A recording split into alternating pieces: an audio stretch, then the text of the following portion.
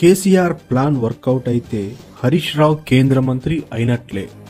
ఎలాగో మీరే చూడండి. తెలంగాణ రాష్ట్రం ఏర్పడటంలో కీలక పాత్ర పోషించిన కేసీఆర్కి వెన్నుదన్నుగా నిల్చున్నాడు Harish Rao.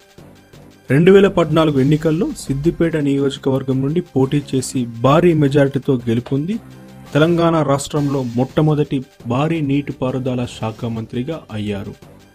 Machine Kakatiya, mission Bhagiratha, Kaleshwaram project వంటి పెద్ద ప్రాజెక్టులకు కార్యరూపం దాల్చడంలో ముఖ్య పాత్ర పోషించాడు. దేశవ్యాప్తంగా తన నియోజకవర్గాన్ని డిజిటల్ లావాదేవీల్లో మొదటి స్థానంలో నిలిపాడు. టీఆర్ఎస్ పార్టీని రెండవసారి అధికారంలోకి తీసుకొచ్చేందుకు ముఖ్య భూమిక పోషించాడు.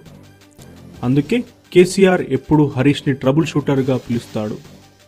అయితే రెండోసారి అధికారంలోకి వచ్చిన మంత్రివర్గ విస్తరణలో కేసీఆర్ హరీష్కి మొండి చేయి చూపారు. కేటీఆర్ ఇదివరకే తెరాస వర్కింగ్ ప్రెసిడెంట్గా ఉన్నారు.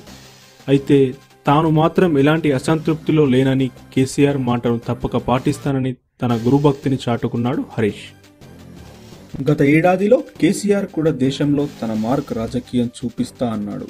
ఒక కూటమి ఏర్పాటు చేసి రాష్ట్రాల ప్రయోజనాలు కాపాడే ప్రభుత్వం ఏర్పాటు చేయడమే తన లక్ష్యం అన్నారు.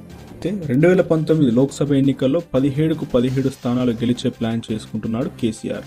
ఇప్పటికే ప్రజలు తమ వైపు ఉన్నట్లు అసెంబ్లీ ఎన్నికల్లో రుజువు చేశాయి. ఇక హరీష్ రావు 1 లక్షకు పైగా మెజారిటీతో గెలుపొందారు. అయితే 2019 లోక్సభ ఎన్నికల్లో హరీష్ నిలబెట్టే యోచనలో ఉన్నట్లు సమాచారం. ఎందుకంటే సిద్దిపేటలో హరీష్ బదులు ఎవరిని నిలబెట్టినా వారి గెలుపు జర అనుమానం. అలాగే హరీష్కి మంచి నాయకుడిగా గుర్తింపు ఉంది.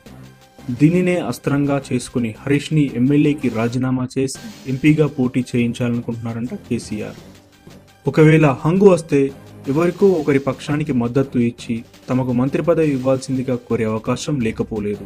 ఎందుకంటే మిషన్ భగీరథలో కేంద్రం చిన్న చూపు చూడటమే కాకుండా నిధులను కేటాయించడంలో మొండి చేయి చూపింది.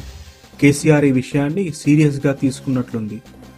అందుకే ఆ శాఖ మన చేతిలో ఉన్నట్లయితే దేశంలో వృధాగా సముద్రంలోకి వెళ్లిపోతున్న నీరు రక్షించుకోవడంలో చర్యలు తీసుకోవచ్చని, తన మార్క్ పాలన అందించవచ్చని కేసీఆర్ హరీష్ని ముందు పెట్టనున్నాడన్నమాట.